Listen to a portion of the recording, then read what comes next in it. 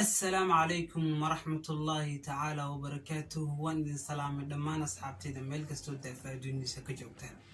وولالكين عبد الرحيم أسد إبراهيم ومانتنا يدين وضا مقال يرأو قعبان مقال كان وحا وكمدي هاي برنامج كيني تلوداق عن قيبتي كوبا يدين سو قلقي تاسو يقوه لني ولالكين دريال جعل إن شاء الله وحا ربعينا مانتا كاقهد لو برنامج كيني تلوداق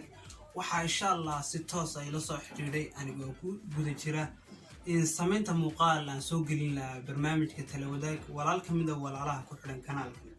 ولالك أورنتي أنا نقرنين بس واتساب كيجا قصه هلي فيسبوك كيجا إيميلهاس كد بيج كيجا يقصه هلي إن حيته هلي لمبر كيجا كد ويسوعي وحنا نقول ولال وحن ربعنا فكرة السياسي هرت برنامج كنا تلوداك وحن usoo gudbiyaa ama aan usoo geliyaa kanaalka si aan asxaabta ku xiran kanaalkan talooyinka ay soo gudbiyaan si aan usoo geliyo kanaalka insha Allah waa qofkii koobaad ee taleedo ila wadaaga ee ugu dhaahda bal walaal arrinka ay la meel dhig kadib walaalkan waxa uu yiri walaal waxaan ahay walaal aad iyo aad maxay toolay maal iska haysta kadib wuxuu yiri waxaan rabaa inaan sameysto ganacsi kadib wuxuu yiri dhan alla dhan aan ka bilaabo runtii walaal ma haysto فضلاً فكرة جناحسي وأنا كأركي أديكو مقال سوق إني كنالك كهذا جناحسي فضلاً ولا البلطة الإسي يقول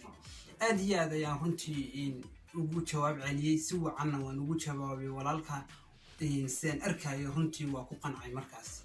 كدب ولالك أيان أنا وحن كل تلي سدح وح لعقته ويش جاي وحول $5,000 أيان هستا بل walaal isi ganacsi ama wada ganacsi oo fudud oo guulka gaari karo lacag badan aan ka sameyn karo runtii dhowr ganacsi ayaan u soo bandhigay ganacsiga koobaad ee u soo bandhigay ayaa ah inuu sameeyo dukaan oo furto booshari ama sidoo u taqaanaan inuu furto kaasoo ku kacaya lacag dhan markii aan qiimeynay $2,500 inta kalena uu kaydaan u haysto oo dukaanku hadii uu hoos u dhac ku yimaado ganacsigiisa oo ku kaabo kadib fikradaas runtii uu soo dhaweeyay waxa uu yiri bal fikrad kale ma haysaa ha ayaan ku yiri fikrad kale ayaan hayaa waxaan ku yiri waxaad furan hotel ama restaurant ama dukaanka yar wax laga cuno ama laga casheeyo hotel ayaa sameysanayaan ku yiri kadib markii aanu qiimeynay hotelku runtii waxa uu ku kacay lacag badan $4,500 ayaa uu ku kacay kadib wuxuu yiri kaas ayaan sameynayaa runtii bal haddaba centerkii uu ka sameyn la ayuu walaal la wadaag runtii waxa uu isoo qaatay 4 meelood oo runtii uu ku haysto boos uu ka sameysan karo waa xaafadaha masallaha oo runtii xaafadaha runtii aan kula taliyay inuu ka furto sidoo kale xaafadaha New Hargeysa iyagana halka uu sheegay ma aha meel ay dadku ku badan yihiin waa meel uu suuq ku yar yahay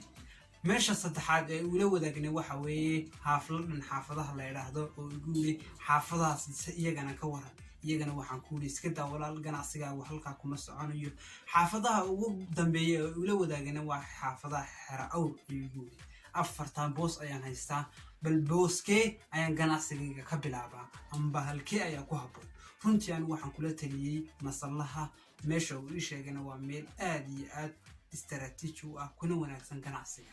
runtii taladan waxaan siiyay walaalkay kaasoo igala soo qayb qaatay barnaamijkan talawadaad fadlan walaal hadii wax talaad aad u ihaysid fadlan igula wadaag qaybta hoose commentiga amba igala soo xidhiir facebookayga oo igu qoran yahay mufakkir taqdiin ama pagekayga oo igu qoran yahay asad media bro waad ku mahadsan tahay walaal daawashada muuqaalkan inta aynu ku kulmi doono muuqaalkan muuqaalamida waxaan idin leeyahay salaam